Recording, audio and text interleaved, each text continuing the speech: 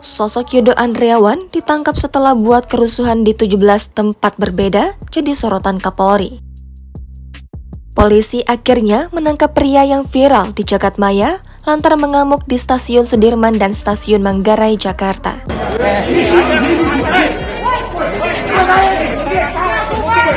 Pria itu diketahui bernama Yodo Andriawan yang diduga kerap membuat rusuh di berbagai tempat.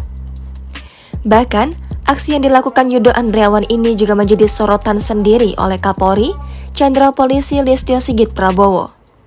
Diringkusnya Yodo diunggah di media sosial Mazzini lewat akun Twitternya pada Jumat 14 April. Dalam unggahannya, Mazzini menampilkan foto Yodo Andriawan yang diduga sudah berada di ruang penyidik Polda Metro Jaya. Kata Mazzini, Yodo Andriawan sudah diringkus polisi.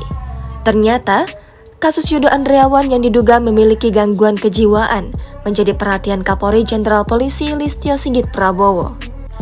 Pasalnya, Yodo yang diduga alami gangguan jiwa, bebas berkeliaran, hingga total buat kerusuhan di 17 tempat berbeda. Mazzini mengatakan bahwa pihak Sekretaris Pribadi Kapolri, Kombes Pol Ahri Sonta Nasution, langsung yang melaporkan bahwa pihak polisi sudah menangkap Yodo Andriawan. Saat ini, kata Mazzini, pihak kepolisian masih menunggu pihak yang dirugikan oleh aksi Yodo Andriawan untuk segera melapor. Saat ini, Yodo tengah diperiksa di Polda Metro Jaya. Polisi juga masih memeriksa kejiwaan Yodo Andriawan. Ini benar sudah mengamankan yang bersangkutan. Ya, masih butuh pendalaman dengan inisial YA. Saat ditangkap, Yodo juga sempat mengeluarkan jurusnya memberikan surat gangguan jiwa. Namun, pihak polisi tetap membawa Yodo karena akan diperiksa lebih lanjut soal gangguan kejiwaannya. Terkait dengan pelepasan menggunakan kartu atau apa, kita akan dalami dulu setiap TKP yang ada pelaporannya ini, informasi yang kita dapatkan. Tentu kita akan lakukan interview awal sebagai penyelidikan, sebagai proses pengambilan keterangan atau evidence-nya adalah verbal ya. Itu tentu akan kita dalami. Terkait dengan pelepasan menggunakan kartu atau apa, kita akan dalami dulu setiap TKP yang ada pelaporannya ini, informasi yang kita dapatkan.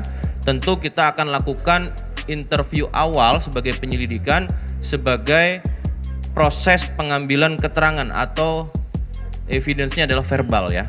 Itu tentu akan kita dalami. Kita masih mendalami, ini kan prosesnya masih penyelidikan ya, mendasari ada informasi, kemudian juga menjadi perhatian publik di media sosial ya. Tentu juga adanya laporan-laporan tadi dari pihak kawasan publik, yaitu di stasiun. Ini tentu kita akan dalami. Nanti perkembangannya ini masih awal, ini masih berlanjut, kita sama-sama menunggu, yakin juga penyidik akan melakukan secara prosedur dan proporsional ya gitu.